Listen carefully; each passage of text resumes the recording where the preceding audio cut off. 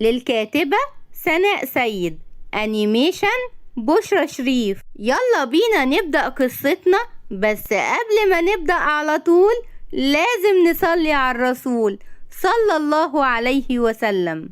تحت أمرك يا عدي بيه. ايه يا جوجو عدي بيه دي؟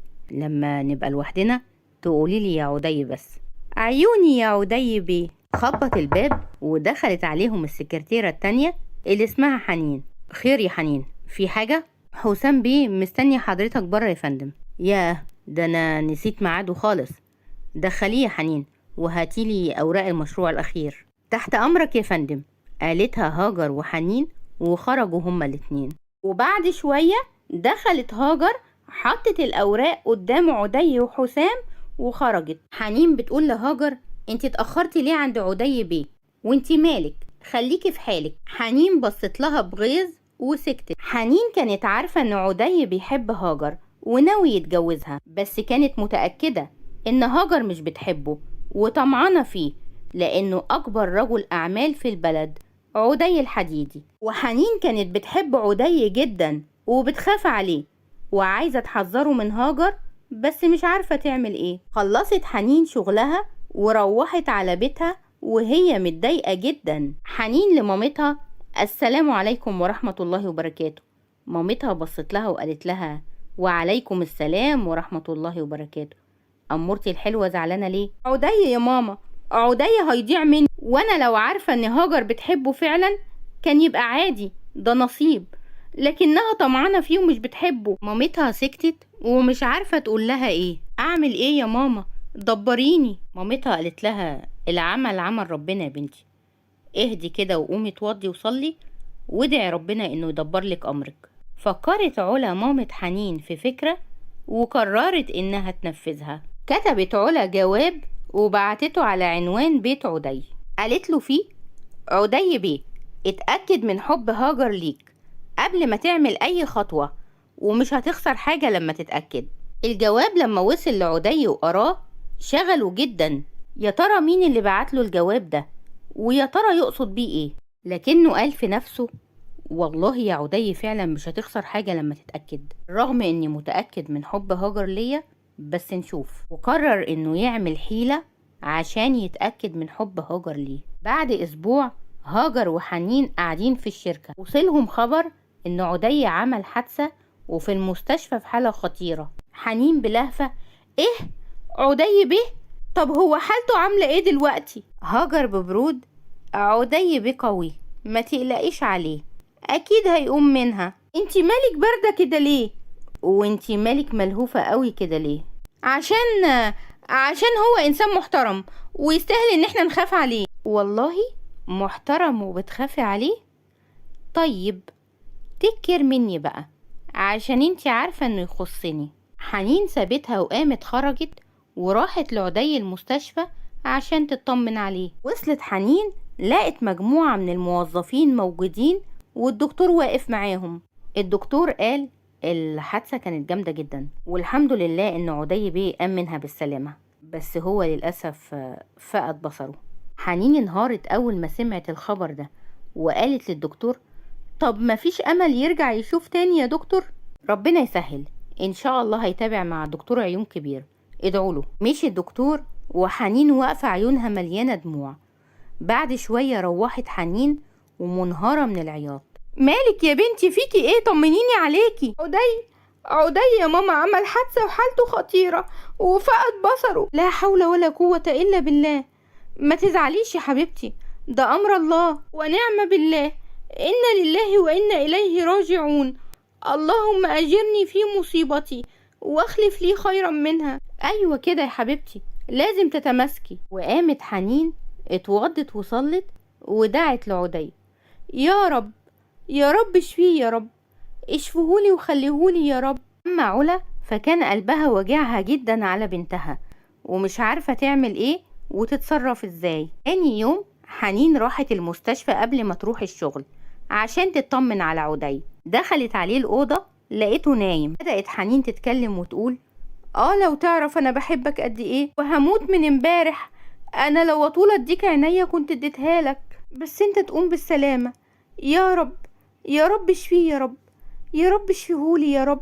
عدي كان عامل نفسه نايم واستغرب جدا انه اكتشف ان حنين طلعت بتحبه، وقال في سره يعني حنين جت امبارح اول ما سمعت بالحادثة، جت النهاردة قبل ما تروح الشغل وبتحبني كل الحب ده وانا ولا حاسس، وهاجر لحد دلوقتي ما جاتش تطمن عليا. شكل الجواب اللي اتبعتلي كان معاهم حق فيه. عدي فتح عينه لقى حنين قاعدة جنبه وبتعيط. مين اللي معايا في الأوضة؟ أنا حنين يا عدي بيه. انتي بتعيطي يا حنين؟ لا أبدا يا عدي بيه. أمال هاجر فين؟ مش عارفة، لما أروح الشغل هبعتها لحضرتك. لا خليها لما هي تيجي لوحدها. حنين بفرحة ظهرت على وشها. حاضر يا عدي بيه، اللي حضرتك تأمر بيه. عدي لاحظ فرحة حنين لما رفض ان هاجر تجيله. هستأذن حضرتك يا عدي بيه، هروح الشغل وهاجي لحضرتك تاني بعد الشغل ان شاء الله. ما تتعبيش نفسك يا حنين وتيجي. مفيش تعب ولا حاجة، حضرتك غالي عندنا ولازم نطمن عليك. ومشيت حنين وهي حزينة على اللي حصل لعدي، وفي نفس الوقت فرحانة انه لاحظ ان هاجر ما سألتش عليه. لما وصلت الشغل لقت هاجر قاعدة على مكتبها. انتي اتأخرتي ليه؟ كنت في المستشفى بطمن على عدي بيه. واطمنتي يا اختي؟ اه الحمد لله اطمنت. طيب يا ريت تركزي في شغلك زي ما بتركزي مع عدي. انتي تقصدي ايه؟ قصدي انتي فاهماه كويس. سكتت حنين لانها عارفة ان الكلام مع هاجر مش هيفيد بحاجة، وكمان هي موقفها ضعيف لان عدي بيحب هاجر مش بيحبها هي. خلصت حنين شغلها وراحت لعدي المستشفى. السلام عليكم ورحمة الله وبركاته. وعليكم السلام ورحمة الله وبركاته. حنين برضو تعبتي نفسك وجيتي؟ ده واجب عليا يا عدي بيه. امال هاجر يعني ما حسيتش بالواجب ده؟ قطع كلامه دخول هاجر عليهم الأوضة وهي ملهوفة. عدي يا حبيبي انت فقت اخيرا. هاجر اخيرا جيتي؟ انتي كنت فين؟ انا طول الليل نايمة جنبك على الكرسي ده. وشاورت بايديها على كرسي جنب السرير. بس انت ما كنتش حاسس بحاجة خالص، والصبح كان لازم اروح الشغل يا عدي عشان اكون موجودة في غيابك. هنا عدي عرف انها بتكذب عليه لانه ما كانش في غيبوبة اصلا، وكان صاحي من بدري وعمل نفسه نايم لما حنين دخلت عليه. يا بنت ده انتي طلعتي كدابة وغشاشة، وانا مش فارق معاكي اصلا. عموما انا لازم اكشفك واوقعك في شر اعمالك. بقولك يا هاجر ناوليني المية اشرب احسن مش شايف الكوباية فين. هاجر عملت حركة بضيق منه وشاورت لحنين عشان تديله هي الكوباية، وقالت له عيوني يا عدي. عدي شاف كل حركاتها دي وعرفها على حقيقتها. حنين مدت ايديها وادته الكوباية. شكرا يا هاجر. العفو يا حبيبي. عدي قال لنفسه وكمان بتستعميني وعامله نفسك انت اللي اديتيني الكوبايه، وكان هينفعل لكن قال اهدى يا عدي، كمل في خطتك عشان تكشف كل اللي حواليك. هي حنين لسه موجوده ولا مشيت يا هاجر؟ حنين كانت لسه هتتكلم بس هاجر شاورت لها تسكت وتخرج من الاوضه. لا مشيت يا عدي، انت عاوزها في حاجه؟ مشيت من غير ما تقولي او تسلم عليا. سيبك منها، انا موجوده معاك اهو. عايز حاجه؟ لا شكرا، انا عايزه انام. روحي دلوقتي عشان هنام. انا ممكن ابات معاك على فكرة. لا روحي، مش عايز حد معايا. اما حنين فخرجت وهي مقهورة من تصرفات هاجر مع عدي، وكانت عايزة تقوله ان هاجر بتخدعه بس مش قادرة لانها عارفة انه مش هيصدقها. وفعلا عدي ما كانش ممكن يصدق اي حاجة على هاجر قبل المواقف اللي شافها بعينه دي. روحت حنين وحكت لعلا على كل اللي حصل في المستشفى. انتي غلطانة يا حنين، اما هي شاورتلك عشان ما تتكلميش وتخرجي. كنت اتكلمتي وعرفتينك موجودة واحرجتيها وبينتي كدبها. كانت هتلاقي مخرج يا ماما، دي تعبانة وكانت هتعرف تخرج من الموقف زي الشعرة من العجين. ربنا ينور بصره وبصيرته يا بنتي ويعرفها على حقيقتها يا رب. يا رب يا ماما يا رب.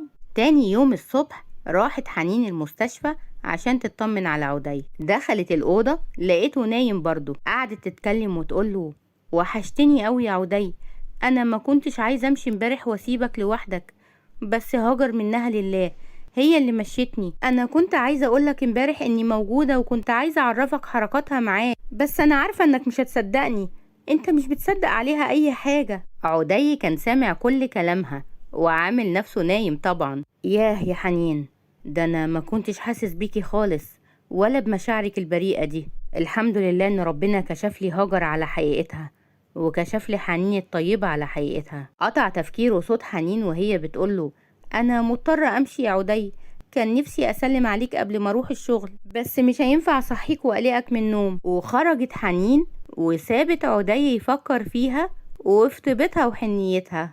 عدي استنى هاجر تجيله لكنها ما جاتش، واتصلت بيه وقالت له انها رايحة الشغل على طول وهتجيله بعد الشغل لانها اتأخرت. اصلها يا حرام ما عرفتش تنام طول الليل من القلق على عدي. عدي طبعا ما بقاش بيصدقها خالص. بعد الشغل هاجر راحت على المستشفى، لقت حنين عند عدي. حنين انتي هنا؟ ما قلتيش يعني انك جاية؟ لسه حنين هتتكلم قاطعها عدي وقال: انا اللي قلت لها تيجي يا هاجر عشان تطمني على الشغل. اخفى عليك يا عدي، وهو انا مش كفاية عشان اطمنك؟ لا ابدا يا حبيبتي، بس انا عارف ان لو في حاجة في الشغل هتضايقني انتي هتخافي عليا ومش هترضي تقوليها لي. هاجر بصت لحنين وابتسمت ابتسامة خبيثة، وحنين استغربت جدا من كلام عدي انه هو اللي خلاها تيجي، واستغربت برضو من رده على هاجر. طب ايه يا حنين، مش طمنتي عدي بيه على الشغل؟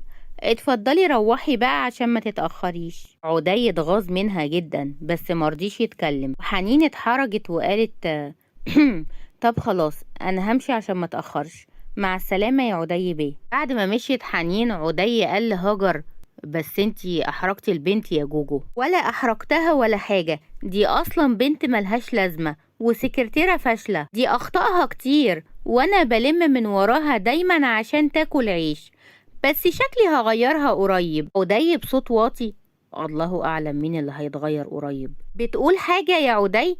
ها؟ لا ابدا. طيب عاوزني اعمل لك حاجة؟ اجيب لك تاكل؟ شكرا، الممرضة جابت لي الغدا من شوية، انا عايزة انام دلوقتي، روحي انتي يا هاجر. هاجر بسرعة وكأنها ما صدقت: طيب يا حبيبي هروح واجيلك الصبح. وعدى اسبوع وحنين كل يوم تروح لعدي الصبح وهو يعمل نفسه نايم عشان يسمع كلامها معاه، وتروح له برضه بعد الشغل وهاجر تحرجها وتمشيها. وفي يوم الصبح حنين راحت المستشفى، لقت عدي خرج. زعلت قوي لانها مش هتعرف تزوره في البيت. ولما وصلت الشركة لقت عدي في مكتبه. دخلت حنين عليه المكتب بلهفة: عدي بيه، حمدلله على سلامتك، مكتبك نور. الله يسلمك يا حنين، انا رحت لحضرتك المستشفى دلوقتي ومش لقيتك. فيك الخير يا حنين. وكمل كلامه: هي هاجر متعودة تتأخر كده كل يوم؟ حنين سكتت وما ردتش. تمام، اتفضلي انت يا حنين، واول ما هاجر توصل خليها تجيلي. خرجت وعدي لقى تليفونه بيرن وهاجر بتتصل: عدي حبيبي، انا كنت عايزة اجيلك المستشفى دلوقتي بس رحت على الشركة عشان في شغل مهم.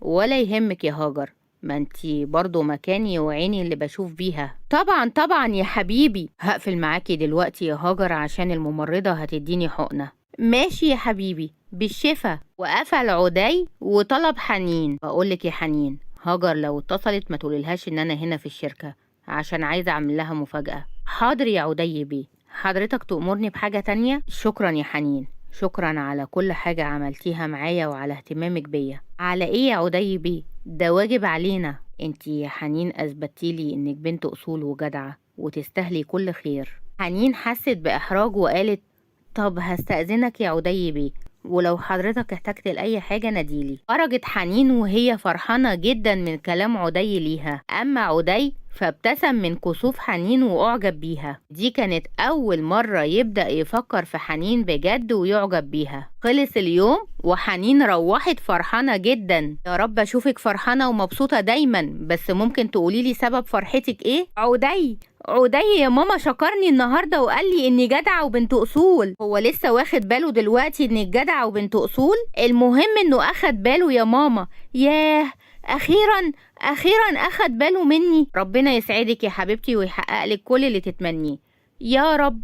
تاني يوم الصبح حنين صحيت نشيطة، صلت ولبست وخرجت. لقت علا محضرة الفطار، فطرت مع مامتها ونزلت على الشركة. لقت عدي في مكتبه، خبطت على الباب: ادخل. ودخلت حنين: السلام عليكم ورحمة الله وبركاته. وعليكم السلام ورحمة الله وبركاته. حنين، جيتي بدري عن ميعادك على ما أظن. أنا عارفة إن حضرتك ممكن تيجي بدري، فقلت أجي بدري عشان لو احتجت حاجة مني. بجد يا حنين مش عارف أكافئك إزاي على اهتمامك ده. ولا أي حاجة يا عدي بيه، ده واجب عليا. لما هاجر تيجي يا حنين يبقى خليها تدخلي على طول، قالها عدي وهو مركز يشوف رياكشنات حنين على وشها. وش حنين اتغير وبان عليها إنها اتضايقت، لكنها قالت حاضر يا عدي بيه، هستأذنك. خرجت وهي متضايقة وقالت لنفسها هو برضو لسه مهتم بيها وبيحبها بالرغم من إهمالها ليه. أما عدي ففرح جدا لما حس إن حنين بتغير عليه. بعد ساعة جت هاجر واتفاجئت إن عدي في مكتبه. عدي حبيبي حمدلله على السلامة، المكتب نور، قالتها وهي بتعمل حركات بإيديها إنها مش طايقة عدي. وطبعا عدي شافها. ده نورك يا جوجو، ما جيتليش المستشفى يعني امبارح بعد الشغل؟ انا اسفة يا عدي، امبارح كان في ضغط شغل جامد قوي ومشيت من الشركة متأخر. عدي بصلها وقال في نفسه يا كدابة، انا ازاي كنت بصدقك قوي كده وبصدق انك بتحبيني. طيب يا هاجر هاتيلي ورق المشروع الجديد عشان امضيه. عيوني يا عدي. وخرجت جابت الورق. عدي مسكه ومضى اول ورقة وبعدين قال لها ممكن تعملي لي فنجان قهوة يا هاجر؟ طبعا، انت تأمرني يا حبيبي. خرجت هاجر من المكتب وعدي مسك الأوراق قراها كلها، واللي توقعه لقاه. هاجر حطت في وسط الأوراق ورقة تنازل منه ليها عن كل ما يملك. يا بنتل، ماشي يا هاجر، أنا هوريكي. دخلت هاجر ومعاها القهوة ولقت عدي قاعد سرحان. حبيبي سرحان في مين؟ هيكون مين غيرك يعني يا جوجو؟ بحسب. لا اجمعي ما تحسبيش، عشان انتي مش شاطرة في الحساب، بس فاكرة نفسك شاطرة. هاجر استغربت من كلامه وقالت له مين قالك ده؟ كفاية اني عرفت اخليك تحبني، مش انا كده ابقى شاطرة؟ شاطرة قوي. انتي هتقوليلي؟ عدي طريقة كلامك غريبة، هو في حاجة؟ لا خالص، انا بهزر معاكي. طيب مضيت الاوراق؟ لا مش قادر دلوقتي، حاسس بشوية تعب ولازم اروح استريح. هاجر بلهفة والورق يا عدي مش هتمضيه؟ وقت تاني، انا ماشي. وقام وهو ماسك عصاية خبط في المكتب وهو شايف هاجر واقفة متغاظة انه ما مضاش الورق. خرج عدي ولقى حنين قاعدة على مكتبها بتشتغل. حنين قامت اول ما شافته. خير يا عدي بيه؟ انا تعبان شوية يا حنين وهروح دلوقتي. حنين بلهفة مال حضرتك؟ طيب طمني عليك. عدي كان هيتكلم لكن هاجر قالت ما قالك تعبان وعايز يستريح، انتي ما بتفهميش؟ عدي زعق وقال هاجر انتي ازاي تتكلمي مع حنين بالطريقة دي؟ اعتذري لها حالا. انا يا عدي؟ انا اعتذر لها؟ ايوه انتي وحالا. هاجر خافت من طريقته ونبرة صوته وقالت انا اسفة يا حنين ما تزعليش مني. وقالت في نفسها صبرك عليا يا عدي الزفت، انت بس تمضي على الورقة واخد كل اللي حيلتك وارميك في الشارع وخلي حنين بقى تبقى تنفعك. اما حنين ففرحت جدا من دفاع عدي عنها. عدي روح البيت وعمل اتصالاته وشكل لجنة تدور في كل اوراق الشركة على اخطاء لهاجر، لان شخصية هاجر اللي اكتشفها اكيد كانت بتسرقه. وكلم هاجر في الفون وقال لها تبقى تجيله على البيت بكرة لانه مش قادر يروح الشركة. وطبعا هاجر وافقت. هو ما كانش عايز هاجر تروح الشركة ولا تحس باللي بيحصل. كلم حنين وقال لها تجيله البيت مع هاجر عشان يخلصوا شغلهم معاه، لكن حنين رفضت وقالت له انا بابا وماما استحالة يوافقوا اني اجي لحضرتك البيت. مش لازم باباكي ومامتك يعرفوا يا حنين، ده شغل. ازاي يا عدي بيه؟ انا اخلاقي ما تسمحليش اني اعمل حاجة من وراهم. عدي احترم حنين اكتر وقال لنفسه هي دي اللي تنفعك يا عدي وتستاهل حبك. طيب يا حنين خلاص مفيش مشكلة، خليكي انتي في الشركة وهاجر تجيلي بالأوراق. تاني يوم اللجنة راحت الشركة وفحصت كل الأوراق ومسكوا على هاجر بلاوي. عدي فرح جدا بالأوراق دي لأنه كان عايز ينتقم من هاجر. تاني يوم عدي دخل الشركة من غير النضارة السوداء والعصاية. كل اللي في الشركة بصوله بذهول أول ما شافوه داخل عادي مش كفيف. دخل على حنين وهاجر والاتنين قاموا وقفوا وكانوا مصدومين مش مصدقين نفسهم. هاجر قالت بغيظ عدي انت بتشوف؟ طب ازاي؟ وحنين واقفة متنحة وقالت بفرحة: حمد لله على سلامتك يا عدي بيه. عدي بحزم: هاجر تعالي ورايا على المكتب. هاجر خافت من نبرة صوته ومسكت في حنين. حنين طمنتها وقالت لها: في ايه يا بنتي؟ ما تقلقيش. لا انا خايفة، انتي مش سامعة صوته عامل ازاي؟ تعالي معايا عشان خاطري. دخلت حنين وهاجر مكتب عدي، وهاجر بتترعش وماسكة في حنين. اتفضلي انتي يا حنين، انا عايز هاجر بس. هاجر مسكت ايد حنين وقالت له: لا انا عايزة حنين معايا. تمام، انتي اللي اخترتي، اتفضلوا اقعدوا، انا ما كنتش عامل حادثة ولا حاجة. هاجر شهقت: ازاي؟ اما حنين ففرحت جدا واستغربت في نفس الوقت. عدي كمل كلامه وقال: في فاعل خير بعتلي جواب وحذرني منك يا هاجر، وانك طمعانة فيا. انا يا عدي؟ عدي بحزم: ما تقاطعنيش، ومش عايزة اسمع ولا كلمة. المفروض انك تكوني عارفة ان كل حركاتك اللي عملتيها قدامي وفاكراني ما بشوفش اتكشفت، ولا الورقة اللي هتنازل فيها عن كل أملاكي ليكي، ولا عمليات السرقة اللي كنت بتعمليها من ورايا. حنين كانت قاعدة مذهولة من اللي بتسمعه، وهاجر بدأت تعيط. أنا مش عايزة أسمع صوتك، اتفضلي خروجي من مكتبي، وهتلاقي البوليس واقف مستنيكي. حرام عليك يا عدي، انت هتحبسني، ارحمني. حرمة عليكي عيشتك، وانتي كنتي هترحميني لو كنت مضيتلك على ورقة التنازل عن كل أملاكي، وانتي كنتي شايفاني أعمى. قام وفتح الباب والبوليس كان واقف. اتفضل يا حضرة الضابط، شوف شغلك. الضابط قبض على هاجر وخدها ومشي. أما حنين فمن الذهول قامت عشان تخرج من المكتب. حنين استني عايزك. وقفت حنين وهو قام وقف قدامها واداها خاتم ألماظ. أنا مش عارف أكافئك ازاي على إخلاصك ليا. حنين بصت للخاتم وقالت له: تفتكر يا عدي بيه الإخلاص بيتقدر بتمن؟ شيل الخاتم ده، أنا ما باخدش تمن لا أخلاقي ولا إخلاصي. عارفة يا حنين، دايما المواقف الصعبة بتبين الأشخاص الأوفياء، وانتي منهم. بشكرك يا عدي بيه، عن إذنك. عدى اليوم وروحت حنين وحكت لعلا على كل اللي حصل. علا فرحت جدا إن جوابها جاب نتيجة، وعدي عرف هاجر على حقيقتها. حنين بشك: بقولك يا لولو، تفتكري مين اللي بعت الجواب لعدي؟ ها؟ وانا اعرف منين يا اختي؟ يا لولو هتعمليهم عليا؟ بس يا حنين ولمي نفسك. فتحت حنين الباب ولقت عدي واقف قدامها وفي ايده بوكيه ورد. قطع كلامهم صوت جرس الباب. عدي بيه؟ ايه يا حنين، مفيش؟ اتفضل. علا قامت لقت عدي واقف قدام الباب. اتفضل حضرتك. ايه يا حنين، مش ترحبي بعدي بيه؟ دخل عدي وقعد في الانتريه، ودخلت علا تصحي وائل والد حنين. خرج وائل سلم على عدي: اهلا وسهلا يا ابني، منورنا. اهلا بيك يا عمي. بدون مقدمات، لاني عارف انكم بتسألوا نفسكم دلوقتي عن سبب الزيارة. عمي، انا اتشرف اني اطلب من حضرتك ايد حنين. الشرف لينا يا ابني. وحنين قاعدة متنحة ومش مصدقة اللي بيحصل. وائل والد حنين: ايه يا عروستنا، رأيك ايه؟ علا ردت وقالت: عدي بيه شرف لأي بنت. عدي، انا عايز اسمع موافقة حنين. اللي يشوفه بابا وماما انا موافقة عليه. عدي قام واداها بوكيه الورد وطلع الخاتم الألماظ وقال لها: اظن هتقبلي مني الشبكة يا عروسة. حنين فرحت جدا وهزت راسها بالموافقة. حددوا ميعاد الفرح، ورجع شريف اخو حنين من السفر عشان يحضر فرح أخته. اتجوز عدي وحنين وعاشوا مع بعض أسعد أيام حياتهم، وخلفوا ولدين وبنت سموهم زين ويوسف وأسيل. خلصت قصتنا يا حلوين، يا رب تكون عجبتكم، وأشوفكم في قصة جديدة. يا رب يسعد أوقاتكم وتعيشوا قصة حب أحلى من القصص اللي في الروايات. ما تنسوش اللايك والشير والاشتراك في القناة وتعليق حلو منكم بالصلاة على الرسول صلى الله عليه وسلم. وما تنسوش الاشتراك في قناتنا التانية عالم الروايات مع سناء.